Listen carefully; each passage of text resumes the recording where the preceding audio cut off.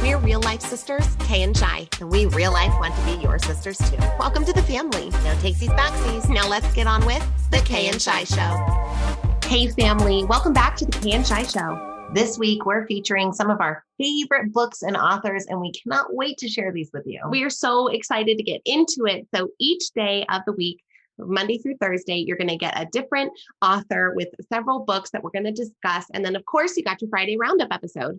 Love that, and love where we're starting off this week, which is Kay and I's number one recommendation for book. If you only take one recommendation, this is the one that we would give you. We love all of these books and all of these authors, but this is the most transformative book for us, and that's the book Untethered Soul by the author Michael Singer. Now, when we first encountered this book, it was the fall of 2019, and it was recommended to us from a stage by Tony Robbins, who said that he gifts this book to people in his family for Christmas. And if it's good enough for Tony Robbins to gift to people, we figured that maybe it could be a gift to us.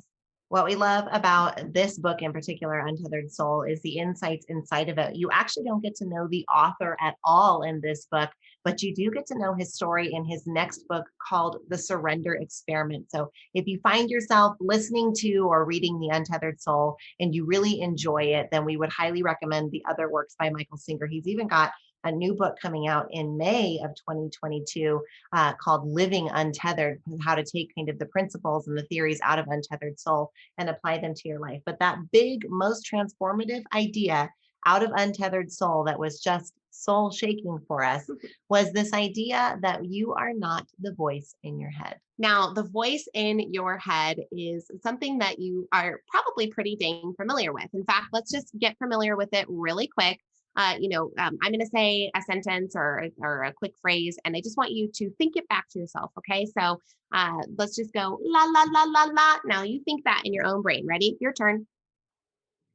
Bet you heard a little voice in there, didn't you? Now, if you heard that voice singing la, la, la, that means that you, in fact, have this narration inside. Most of us do. Yes, there is a very small sliver of the population that only thinks in pictures and does not think in articulation of language. But most of us hear a voice in our head dictating and narrating our entire lives. Now, one of the biggest, most transformative things that came from this book was the idea that if you can hear this voice, that there is something or someone or some entity inside that is the listener of that voice. If you can hear it, then who's listening? Right? Like that alone, just like pause and stop on that for a minute. Like if I was solely the voice, I wouldn't be able to hear it. If I was solely my emotional experience, I wouldn't be able to feel it, right? So this idea that there is that voice in your head, but that's not you. That's not your 100% entire identity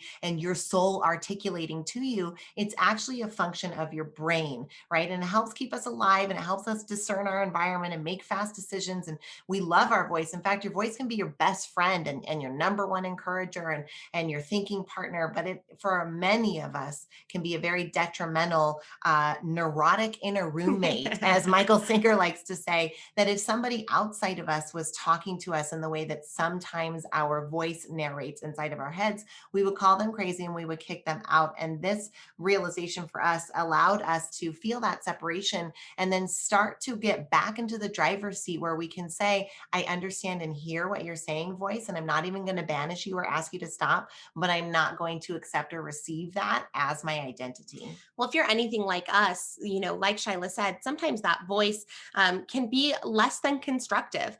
Have you ever had thoughts in your own head, like, you're looking in the mirror before you leave to go out and you find 18 flaws, right? You're looking, your hair looks funny and, oh, I feel weird in the clothing that I have, or I'm not looking forward to what's coming up in this space. And your thoughts end up harming your emotions or making you feel a certain way. And then you kind of get through it and you're like, man, that didn't feel very good. Or my inner self-talk isn't very constructive. But that degree of separation and understanding that talk isn't you, that you are the experience of that brain function, you're the experiencer, or at least you're another part of that, just helps you to bring some awareness that you don't always have to believe the not so nice things that your brain might say to you. Right. So this book is all about untethering your soul from that voice and allowing your soul to be what's in charge, be that awareness, that energy, that spark, that spirit, whatever it is that you want to call it. It is the listener to that voice. And it is what we can put into the driver's seat, that consciousness piece. And we hope that this little dive into this one concept from the book maybe intrigues your interest enough to either listen to the Audible or read the book. It's definitely our number one recommendation and a great place to start here in our book club series.